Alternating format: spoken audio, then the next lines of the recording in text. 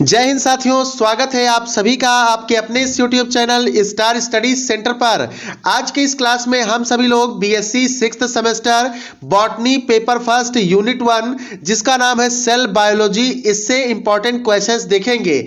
आप में से जिनका एग्जाम इस बार ऑब्जेक्टिव पैटर्न पर है उनके लिए ये क्लास इंपॉर्टेंट है। चलिए शुरू करते हैं। आज के इस क्लास का पहला क्वेश्चन आपके स्क्रीन पर, phagocytosis, pinocytosis and autophagy are functions of A option lysosomes, B option peroxisomes, C option Golgi apparatus and D option is ग्लाइऑक्सिसोम।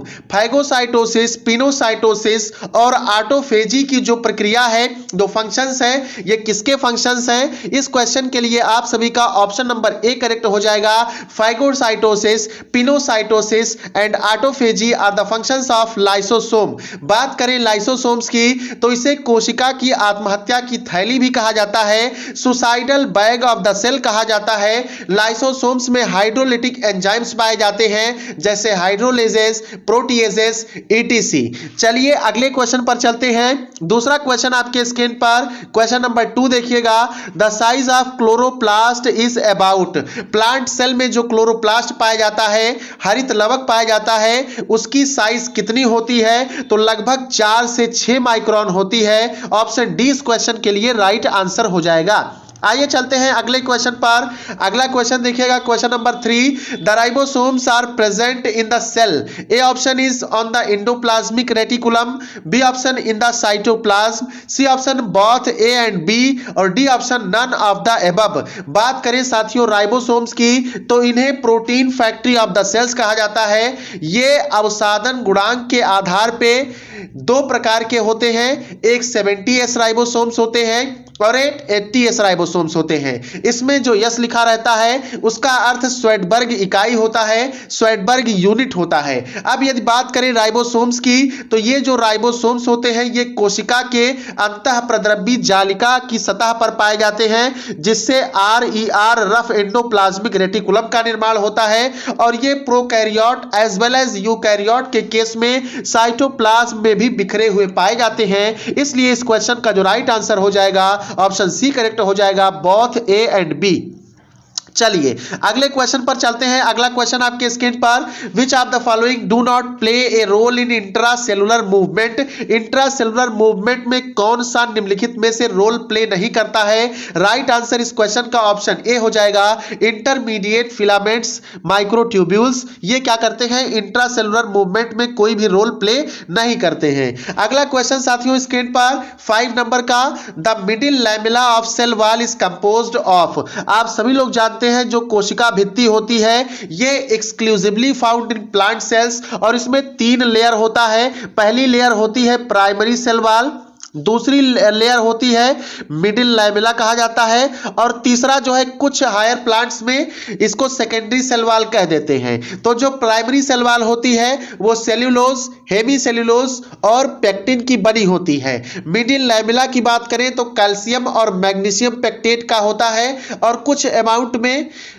Pectin और लिग्निन भी पाया जाता है। बात करें सेकेंडरी सेल वॉल की तो ये देखिए भाई, इसमें लिग्निन का जो है कंपोनेंट पाया जाता है। तो यहाँ पे क्वेश्चन क्या पूछा है? Middle lamella of the cell is composed of. तो मिडिल लैमेला की मैंने बात की, ऑप्शन बी करेक्ट हो जाएगा, कैल्शियम पेक्टेट का बना होता है। अगर ऑप्शन में कैल्शियम और मैग्नीशियम पेक्टेट दोनों दिया होता तब भी आपका यही राइट आंसर होता। चलिए चलते हैं अगले क्वेश्चन पर। अगला क्वेश्चन स्क्रीन पर, cellulose is the building material of. Right answer इसका हो जाएगा A option, primary cell wall. Primary cell wall किसकी बनी होती है? सेल्यूलोज की बनी होती है।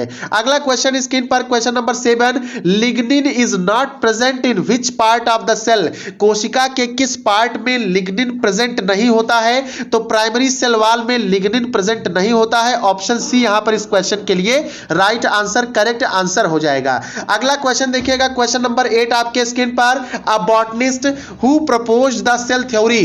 तो सेल थ्योरी का जो है प्रतिपादन करने वाले 2 वैज्ञानिक के नाम आते हैं। पहला आता है यम स्लीडन का और दूसरा आता है टी स्वान का।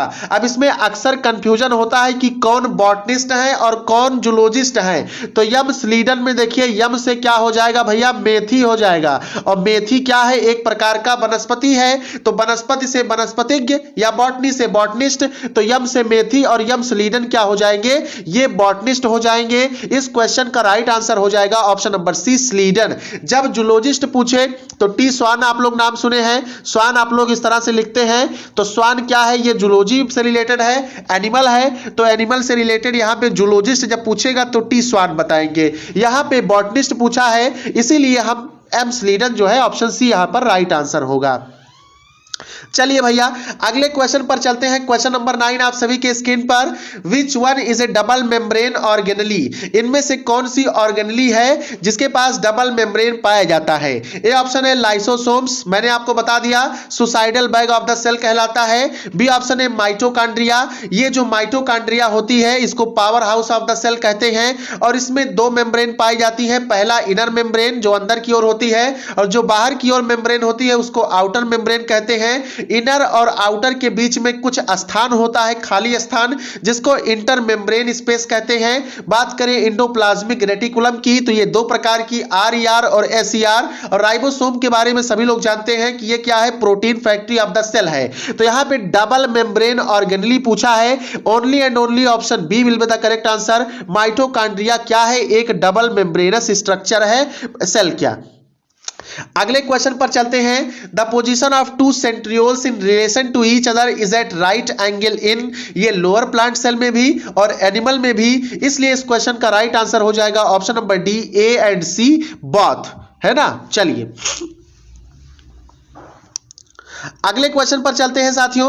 11 नंबर का क्वेश्चन आप सभी के स्क्रीन पर, 11 नंबर का क्वेश्चन आप सभी साथियों के स्क्रीन पर। यहां पे देखिए आपसे क्या पूछा गया, विच of the following is not a type of chromosome? इनमें से कौन सा क्रोमोसोम का एक प्रकार नहीं है? तो आइए हम क्रोमोसोम टाइप्स को पहले देख लेते हैं, उसके बाद आप आसानी से क्रोमोसोम के इस क्वेश्चन का आंसर कर पाएंगे। देखिए क्रोमोसोम मुख्यतः 4 प्रकार के होते हैं। पहला है भाई वो मेटासेंट्रिक, दूसरा है आपका सब मेटासेंट्रिक, तीसरा आपका एक्रोसेंट्रिक और चौथा आपका है क्या? टीलोसेंट्रिक। तो ये जो मेटासेंट्रिक प्रकार के क्रोमोसोम्स होते हैं इनमें सेंट्रोमियर जो है एकदम बीच में पाया जाता है और जो दोनों आर्म्स होती हैं वो एकदम इक्वल होती हैं और बाइंड करने पर, मोड़ने पर इस प्रकार से के शेप का जो है निर्माण कर लेती हैं। बात करें टीलोसेंट्रिक की तो ये एकदम बिल्कुल भाई टेल में पाया जाता है और इसकी एक भुजा गायब होती है, भुजा नहीं पाई जाती है, ये आई का स्ट्रक्चर शो करती हैं। बात करें एक्रोसेंट्रिक की तो एक्रोसेंट्रिक क्रोमोसोम में सेंट्रोमियर इस प्रकार से व्यवस्थित होता है कि एक भुजा बहुत छोटी हो जाती है और एक भुजा बहुत ही लंबी हो जाती है और ये जो है जे का आकृति बना लेते हैं मोड़ने पर, बैंड करने पर। बात करें सब मेटासेंट्रिक की तो सब मेटासेंट्रिक में क्या होता है भाई कि सेंट्रोमियर बीच में रहेगा लेकिन एक भुजा छोटी और एक भुजा उससे थोड़ी सी बड़ी, इस प्रकार का होगा और ये एल शेप दर्शाते हैं, दिखाते हैं। तो यहां पर देखिए आपको मैंने बताया chromosome types metacentric, submetacentric, acrocentric and telocentric according to the position of centromeres present in the chromosome. इस क्वेश्चन के लिए देखिए ऑप्शन डी करेक्ट हो जाएगा क्योंकि एक्रोसेंट्रिक क्या है? क्रोमोसोम का टाइप। टीलोसेंट्रिक क्या है? क्रोमोसोम का टाइप। मेटासेंट्रिक क्या है? यह भी क्रोमोसोम का टाइप। अतः ऑप्शन डी यहां पर इस क्वेश्चन का जो है बिल्कुल करेक्ट आंसर हो जाएगा। चलिए अगले क्वेश्चन पर चलते हैं। क्वेश्चन नंबर 12 आप सभी के स्क्रीन पर है। The chromosome which contains NOR are called, ऐसे क्रोमोसोम जो कि नॉर कंटेन करते हैं उनको क्या कहा जाता है? ए ऑप्शन है प्लेक्टोनिमिक क्रोमोसोम, बी ऑप्शन है सेट क्रोमोसोम्स, सी ऑप्शन है पैरानिमिक क्रोमोसोम्स और डी ऑप्शन है नन ऑफ द एबव। तो देखिए कुछ क्रोमोसोम्स ऐसे होते हैं जो कि एडिशनल स्ट्रक्चर कंटेन करते हैं और उस एडिशनल स्ट्रक्चर को क्या कहते हैं भैया? न्यूक्लियर ऑर्गेनाइजर रीजन कहते हैं, न्यूक्लियर ऑर्गेनाइजर रीजन कहते हैं। और ये जो नॉर रीजन होता है ये एडिशनल स्ट्रक्चर होता है, सर्टेन क्रोमोसोम्स में पाया जाता है आइदर ऑन पी आर्म और क्यू आर्म, या तो पी आर्म पे या तो क्यू आर्म पर कुछ क्रोमोसोम्स में सर्टेन एडिशनल स्ट्रक्चर पाया जाता है, उसी को नॉर कहते हैं। और जिन क्रोमोसोम्स में नॉर मतलब न्यूक्लियर ऑर्गेनाइजर रीजन पाया जाता है उनको क्या कहते हैं? सेट क्रोमोसोम्स कहते हैं। ऑप्शन बी वाला आप सभी का बिल्कुल सही उत्तर हो जाएगा। चलिए अगले प्रश्न पर चलते हैं। अगला प्रश्न देखिएगा 13 नंबर का question, during the interphase of the cell cycle, कोशिका चक्र के इंटरफेस में how many types of chromatin fibres are seen, कितने प्रकार के क्रोमैटिन फाइबर देखे जाते हैं? ऑप्शन सी यहां पर इस क्वेश्चन का राइट आंसर हो जाएगा। 2 प्रकार के देखे जाते हैं।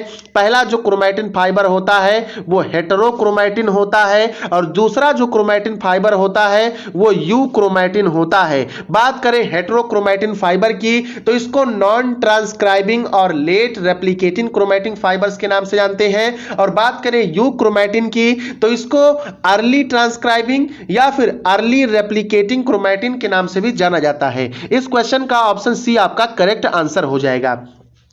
अगले क्वेश्चन पर चलते हैं। Question number 14, the term chromosome was given by, ये टर्म क्रोमोसोम किसके द्वारा दिया गया था? तो इसमें 2 चीजें निकल करके आती हैं। पहला, सबसे पहले देखा किसने, सबसे पहले दर्शन किसने किए? तो हॉफमेस्टर ने सबसे पहले ऑब्जर्व किया था। तब जब अगर ऑब्जर्वेशन पूछे सबसे पहले तो आपका ऑप्शन बी करेक्ट हो जाएगा। लेकिन यहां पे टर्म किसके द्वारा दिया गया? तो टर्म जो है वाल्डेयर के द्वारा दिया गया। ऑप्शन सी यहां पर इस क्वेश्चन के लिए करेक्ट आंसर हो जाएगा। आइए चलते हैं अगले क्वेश्चन पर। 15 नंबर का क्वेश्चन आपके स्क्रीन पर, which of the following is non transcribing chromatin, कौन सा नॉन ट्रांसक्राइबिंग क्रोमैटिन है? मैंने आपको बताया हेटेरोक्रोमैटिन। ऑप्शन बी इस क्वेश्चन के लिए राइट आंसर हो जाएगा। अगले क्वेश्चन पर चलते हैं। अगला क्वेश्चन देखिएगा, the chromatin material is formed of, chromatin material किसका बना होता है? तो डीएनए एंड हिस्टोन्स का बना होता है। ऑप्शन सी यहां पर इस प्रश्न का सही उत्तर हो जाएगा।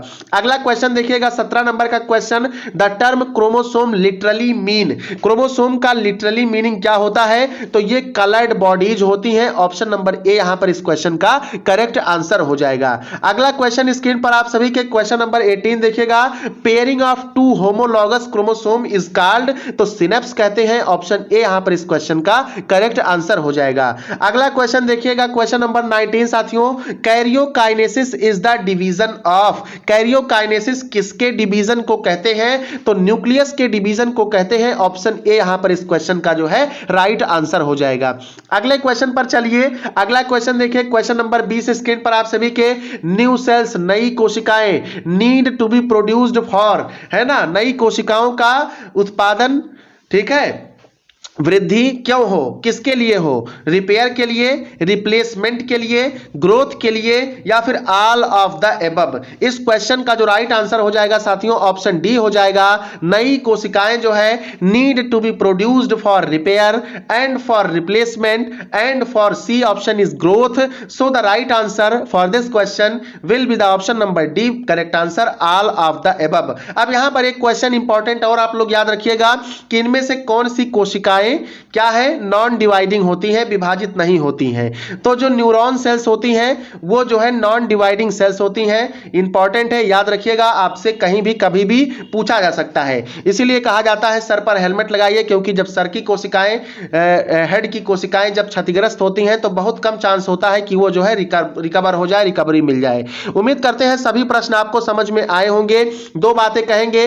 पहली बात ये कि भाई आपको कहीं किसी क्वेश्चन में डाउट हो तो बिल्कुल कमेंट करिए, और दूसरी बात ये, डिस्क्रिप्शन में आपको टेलीग्राम चैनल का लिंक दिया गया है, उस चैनल को ज्वाइन कर लीजिए। क्लास होने के बाद हम क्या करते हैं, पीडीएफ वहां पे प्रोवाइड कर दिया करते हैं। मिलते हैं नेक्स्ट क्लास के साथ। जय हिंद, जय भारत, वंदे मातरम।